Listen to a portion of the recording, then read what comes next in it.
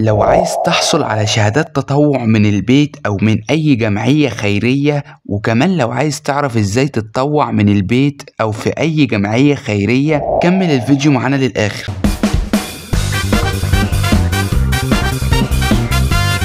معاكم عبد الرحمن إبراهيم، والقناة دي بتساعد أي شخص في الحصول على المنحة اللي هو عايزها أيا كانت هي إيه، لأننا بنقدم مجموعات على الواتس وأشخاص عندهم خبرة في التقديم على المنح، وبيساعدونا مجانا بكل التفاصيل اللي محتاجينها للقبول في أي منحة إحنا بنقدم عليها. المهم خلينا في موضوعنا وهو التطوع. في معلومة مهمة جدا لأي شخص ناوي إنه يقدم على منح، أي شخص مهتم بالمنح يعني. بص، أيا كانت المنحة اللي انت عايزها دي ايه، أو أيا كان التخصص اللي انت عايزه ايه، لازم تعرف إن شهادات التطوع دي شرط أساسي للقبول في أي منحة. وخد بالك قوي إن أنا قلت شرط أساسي، يعني من غير شهادات التطوع مش هتعرف تتقبل في أي منحة. ومن وجهة نظري المتواضعة جدا إن التطوع تاني أهم شرط للقبول في المنح. وسريعا كده نصيحة للي ما يعرفش، بص، هو في 4 نصائح أساسية للقبول في أي منحة، بمعنى تاني للأسف من غيرهم صعب جدا إنك تتقبل في المنح. وخد بالك إن أنا قلت صعب مش مستحيل. ولو عايز تعرف عنهم أكتر في فيديوهات على القناة هسيبها لكم في الوصف وأول تعليق. المهم ال4 نصائح سريعا كده: 1. درجاتك في المدرسة. 2. شهادات التطوع. 3. اللغة الإنجليزية. 4. طور نفسك واعرف تاريخ المنحة اللي انت هتقدم عليها. دول ال4 نصائح سريعا كده، وال4 نصائح دول مشروحين بالتفصيل في فيديوهات على القناة هسيبها لحضراتكم في الوصف وأول تعليق. المهم خلينا في موضوعنا وهو أهمية شهادات التطوع. زي ما عرفنا ان شهادات التطوع شرط اساسي للقبول في اي منحة. طب دلوقتي الاسطورة بتقول ان في سؤالين بيدوروا في دماغ اغلب الناس، وهم اتطوع فين وازاي احصل على شهادات تطوع. بص يا سيدي، بالنسبة لاتطوع فين، هو السؤال ده ليه اجابتين. اول حاجة تتطوع في جمعية خيرية، وتاني حاجة تتطوع من البيت. نمسك اول نقطة معانا في السؤال الاول وهي اتطوع في جمعية خيرية. بص يا سيدي، الموضوع بكل بساطة، شوف جمعية خيرية قريبة للمكان اللي انت فيه، وكل اللي عليك تروح تقول لهم عايز اعمل استمارة تطوع، وهم هيعملها لك على طول، وبكده تكون اتطوعت معاهم بكل سهولة، وهتقدر تاخد شهادة التطوع بعد كام شهر على طول، مش موضوع يعني. طب هتقول لي جمعية خيرية زي ايه؟ طبعا هو في كتير جدا، بس اشهرهم رسالة وصناع الحياة ومرسال، واشهر واحدة فيهم طبعا رسالة. فدور حواليك على اقرب فرع لرسالة وروح قول لهم عايز اعمل استمارة تطوع، والموضوع سهل جدا يعني. بص، علشان ما تتوهش مني، احنا قلنا في سؤالين بيدوروا في دماغ اغلب الناس، وهم اتطوع فين وازاي احصل على شهادات التطوع. مسكنا اول سؤال وهو اتطوع فين، وقلنا السؤال ده ليه اجابتين: تتطوع في جمعية خيرية او تتطوع من البيت. وخلصنا اول نقطة في السؤال الاول وهي التطوع في جمعية خيرية، وعرفنا هنعمل ايه وهنتطوع ازاي. نمسك تاني نقطة معانا في السؤال الأول وهي تطوع من البيت ازاي. بص يا سيدي، وعايزك تصحصح معايا قوي قوي. شفت كل الفيديوهات اللي انا منزلهم على القناة؟ اغلب الفيديوهات اللي هتلاقي العنوان بتاعها، لو مهتم تعرف تريكات وتفاصيل القبول في المنح وغيرها كتير جدا، اللي هو يعني هتلاقيه العنوان اللي تحت الفيديو. كل الفيديوهات اللي هتلاقي العنوان بتاعها كده خش عليهم وادخل على الوصف بتاع كل فيديو فيهم، هتلاقي لينك المجموعة على الواتس او قناة على الواتس. اضغط على اللينك ده وادخل لكل الجروبات دي. ويا عم لو مش عايز تشوف الفيديو ما تشوفهوش، الفيديو مش هيفيدك بحاجة بالنسبة لنقطة التطوع دي. اهم حاجة بالنسبة لك انك تدخل في المجموعات دي دلوقتي. وهنا في سؤال بيدور في دماغ اغلب الناس، وهو انا لما انا اعمل كده انت المستفاد مش انا، وبعدين انا هستفاد ايه اصلا؟ انا بقول لك عايز شهادات تطوع، عايز اتطوع. بص يا باشا، اهدى كده الاول لاني هجاوبك على كل الاسئله اللي بتدور في دماغك حالا. ركز بس معايا كده الاول. اولا انا ما عنديش اي علاقه باصحاب المجموعات اللي انا بقدمها لكم دي، اللي هي المجموعات على الواتس اللي بتساعدكم مجانا للقبول في المنح وغيرها دي.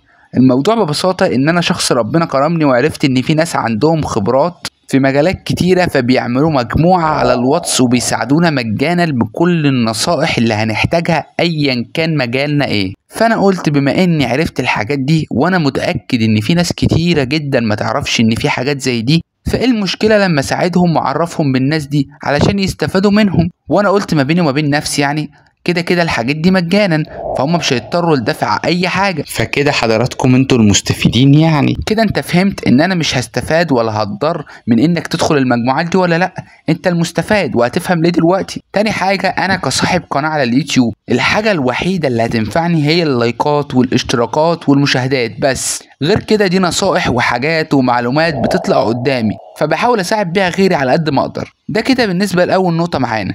تاني نقطة معانا وهي انت او انتي هتستفادوا ايه من المجموعات دي وهتتطوعوا ازاي.